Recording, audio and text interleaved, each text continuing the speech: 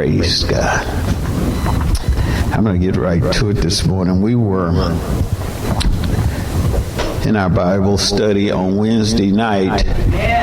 We were discussing, and we got into the worshiping of God, or the worshiping of other than God. The worshiping of idols and people and things other than God. And in the book of Revelations, we see the angel of the Lord having to caution John twice. He cautioned him not to fall down at his feet and worship him. He said to worship God alone. And then we went over to the book of Acts, and in chapter 12 of the book of Acts, we find that Herod, who accepted praise and worship from what he called peasants, was eaten by worms. So these things that we were studying brought to my mind one of my favorite Bible stories about the three Hebrew boys who refused to worship an idol. And what happened when they refused to worship the idol of King Nebuchadnezzar. And it says that these boys had risen to the position of authority as slaves. They had been brought to Babylon as captives, as slaves, and they had risen to positions of authority. They were in charge of things. And they got that way by maintaining their standard of living and not conforming to the policies of anything that violated their beliefs. I want you to listen to me this morning, because you see, we are based or build our lives on a foundation, and that foundation is where we have to stand. And if our foundation is not a solid foundation, then we can be moved around. And what I'm saying here is these three Hebrew boys, they refused to be moved from their foundation, even though they were in a disadvantage because they were captives. But they refused to bow down to the idols that King Nebuchadnezzar had set up. You see, the king had built an image of himself. Well, the Bible doesn't say that it was an image of him, but he was the king. And at that particular time in history, he was the most powerful man on this planet. So, who else would he build an image of other than himself? So he built the image, and he got his administration together, and he brought musicians in to play, I guess, his national anthem. And when the officers or the administration heard the music, they were to fall down and worship the idol. But the Hebrew boys stood tall. They stood tall because they knew God. They knew God. And they knew Exodus 20.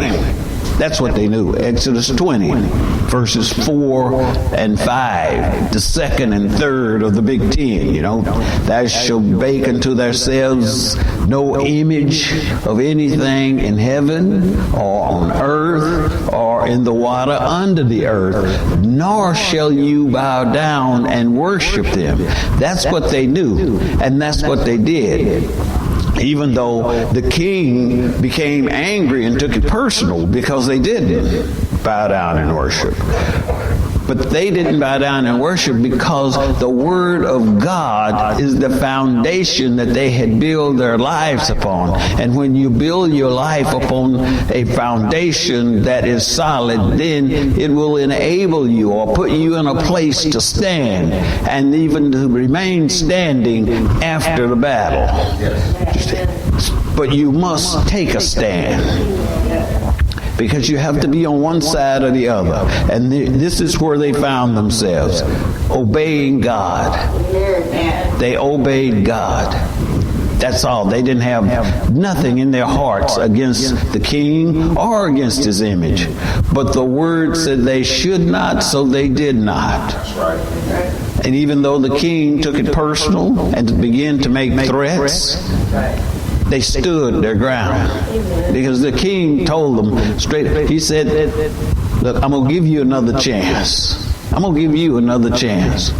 We're going to play the music again, and this time when you hear the music, you bow to the idol. And if you don't bow to the idol, then nothing can save you. No one can save you. I'm going to throw you into the fiery furnace. But I want you to listen to what the boys said.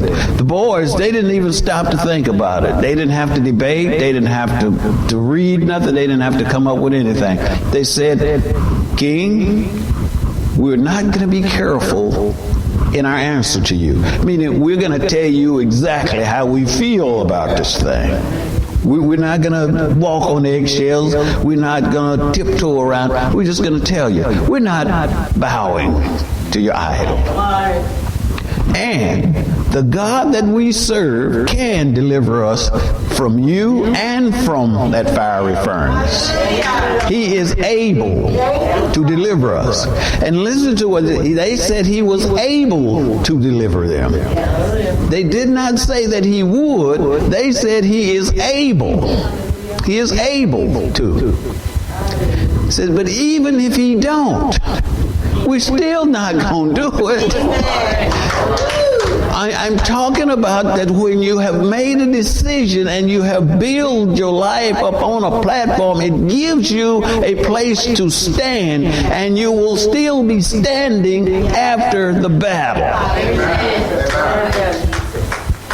Watch what happened. The king was so angry. He said, okay, throw him in the fire. Throw him in the fire. And the men who threw the boys into the fire, they got burned up at the door. The fire was so hot that the men who threw them in burned up at the door. But the boys fell into the furnace. They were in the furnace. And the king saw some activity in there that he didn't understand, so he got up to see, got up to get a good look or to make sure that he wasn't hallucinating. And he saw 4 men walking around in the fire. In order to make sure that he wasn't off his rockers, he asked the group, did we not throw 3 men in the fire who were tied up? And they said, yeah, we threw 3 in. And he said, well, now I see 4 men loose walking around in the flames. Walking around in the flames. And he added that the 4th one looks like the Son of God. Folks, there has always been a Son of God, but at that particular time in history, nobody knew anything about it. Nobody wasn't even talking about a Son of God. They were looking for a Messiah. They were looking for a Christ, but nobody considered a Son of God. But here is the King of Babylon, who has seen the Son of God before his time. You see, this was an emergency. This was an emergency.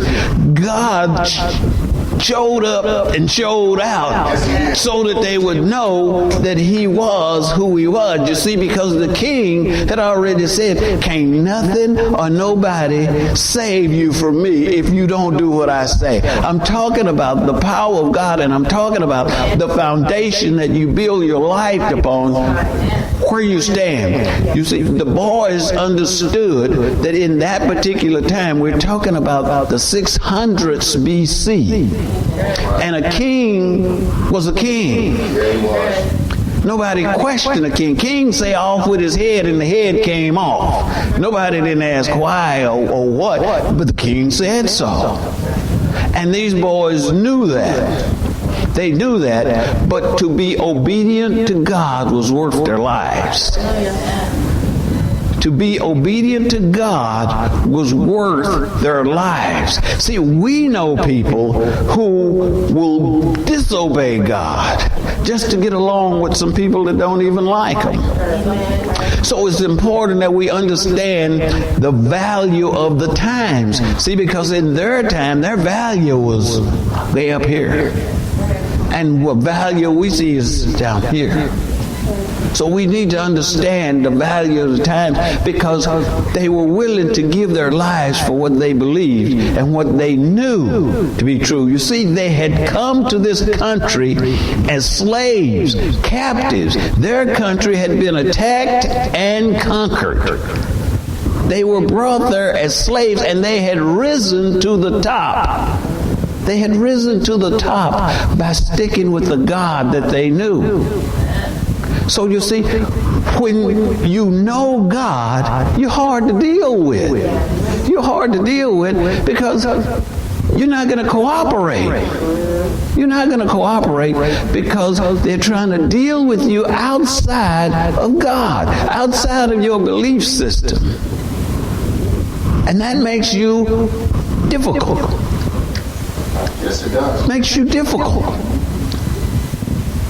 So they were difficult. And it appears to be dangerous to be difficult. Because it said, you see, they threw them in the fire. Now, it looked like that was a terrible thing to do. But when it all ends up and the king says, I see 4 men in the fire, and one of them looks like the Son of God. You see, there is changes taking place that God has in motion. And you don't have anything to do with it, because I'm sure the boys didn't go to Babylon just to convert the king. Now, they would have rather been in Israel, where they come from, in Judah, in Jerusalem. But they were there. You see, when things look bad sometimes, it's good. When things look bad sometimes, it's good. I'm saying to us this morning that in the furnace of life, as we go through the furnace of life, God is with us. And we don't have to worry about the outcome. Just keep going with what God gives you. You see, when your employer tells you that he no longer needs your services, that you can go home now, you're going to feel the heat of unemployment, but God is with you. God is with you. You don't need to go get in the corner and cry, and so just leave.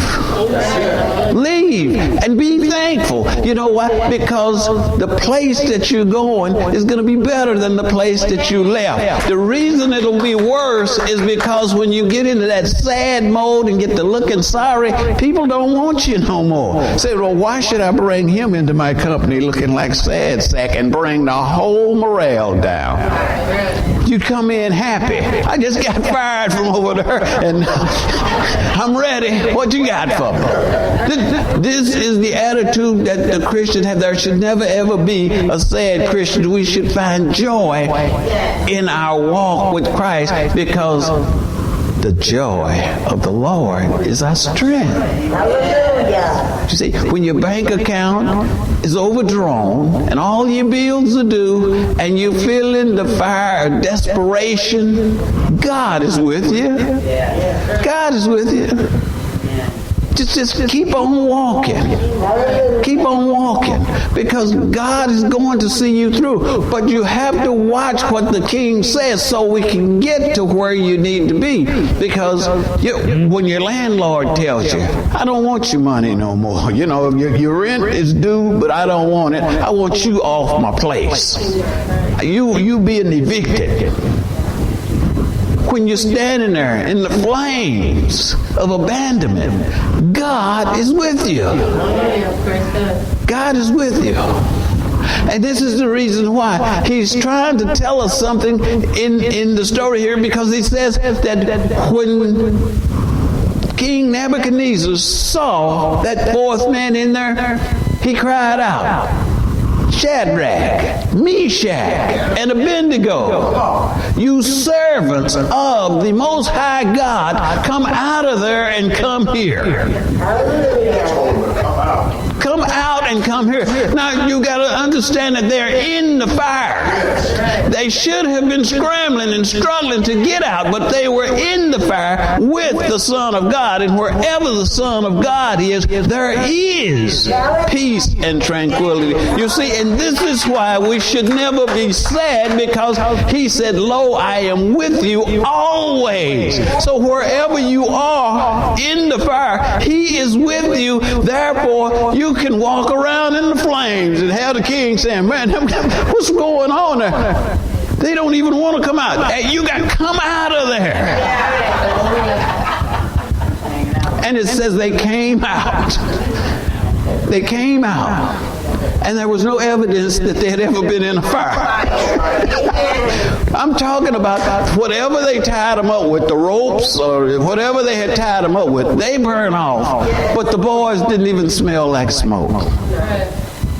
They didn't even smell like smoke. And all of the other officers is inspecting them, looking at them. I'm talking about changing hearts just by being you. Just walking around doing what you do and being who you are. We saying, this little light of mine, I'm going to let it shine. It doesn't mean that we got to be clowning and dancing and singing and shouting. Just be who you are, and they will find you. They were inspecting them, and there was no evidence that they had ever been in a fire. And this is what we come for. This is why we're here.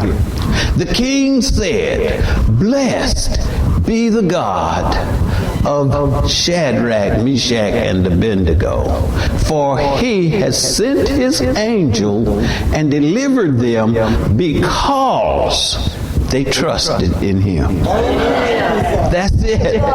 That's it. That is why we're here. That is the message. That is the message. God sent his angel to deliver his servants because they trusted in him. So if you serve and trust in God, God will deliver you. And when you find yourself in the furnace of life, then God is with you. This is what we have to understand as kids of Christ, or Christ kids as we call ourselves, that God is with us, and wherever we walk, he walks. And when we find ourselves in despair, we're not really, because we're with the King. It just appears that way. It appears that way. We have to look past our circumstances to what God has called us to be. In Romans chapter 8, verse 37, he says it clearly. You are more than conquerors through Christ who loves you. You see, he says something else first, though, in that same thing. He says, nay, no, through all of this, you are more than conquerors. Through all of it, through all of what? Through anything that comes upon you that is displeasing to you or that is uncomfortable to you, through all of that, you are more than a conqueror. Meaning that whatever that is that has you, it will pass because you are the conqueror. You will be standing there with your cape blowing in the wind. You are more than the conquerors because you're in Christ and he loves you. The love of God will never abandon you. You will never, ever be alone. I'm talking about the God who sent his Son in a time when nobody knew he had one. And King Nebuchadnezzar introduced him to the world by saying, he looks like the Son of God. You guys better come and look in it. Better come and look. He worshipped concrete. He had built him an image of concrete with gold around it for people to worship. But yet he found himself in the presence of God. And in the presence of God, the whole nation had to change. Because the king changed. The king changed. When you read the story, you'll see that God wasn't through with him yet.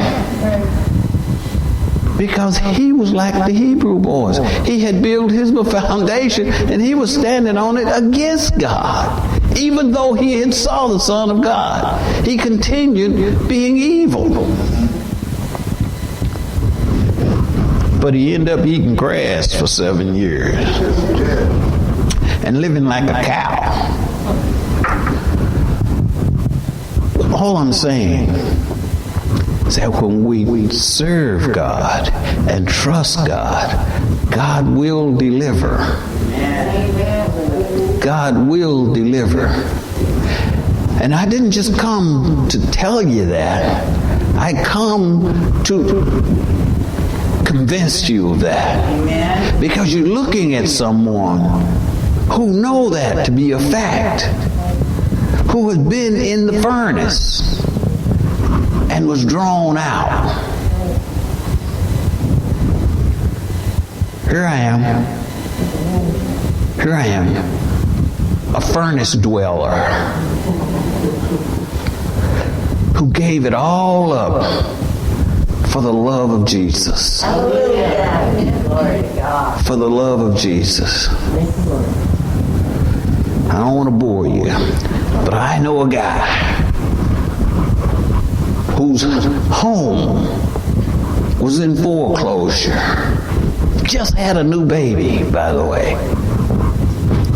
His house was in foreclosure. He was living like a dog. But God said to him, and he didn't even know it was God. Just like Nebuchadnezzar, he didn't know what the Son of God was supposed to look like. This fellow didn't know what God sounded like. But God said to him, you remember the guy who sold you this house, the real estate broker? He lives 2 blocks down the street. Go down there and tell him that you got to sell your house. But wait a minute, my house is in foreclosure. Go tell him that you got to sell your house. Go down to the real estate guy and say, I got to sell my house. He said, okay, what you want for it? I don't know. You're the real estate man. You tell me. And the real estate man says, okay, well then I'll put it on the market. Well, have you got another place? I said, well, no, I've got to find somewhere to live now. He said, well, okay, give me a day or so and I'll come up with something. The real estate man comes back within 2 weeks and shows this fella a bigger house. I'm talking about a better house in a better neighborhood. Cost much more than the house that he has. But in selling the house, then you'll have a down payment for the bigger house. But wait a minute, I was doing bad with this house. Remember, they were putting him out of this house. But the real estate man said, just take this house. Because you know what? If you ever did any time in the military, you don't even have to have a down payment. So the money that you get from this, you can buy extra furniture to fill up this new house that you're getting. So the guy didn't have no better sense than to go ahead and take the deal. Got out of a smaller house into a bigger house. And lo and behold, the boy got a better job. Then the boy straightened his life out a little bit because he kept the house for 8 years and then sold it to move on. I'm saying that when you're in the fire, God will take you out. But you see, the point I wanted to get to with that story is, don't you stop praying for your kids. Yeah. See, because this boy wasn't praying. This boy was out doing stuff. But his wife was praying. He got the benefits of his wife's prayer. God will honor you when you serve and trust him. And the people that is around you and involved with you will reap the benefits. So trust God. Trust God and continue to serve and trust Him. Continue to serve and trust Him.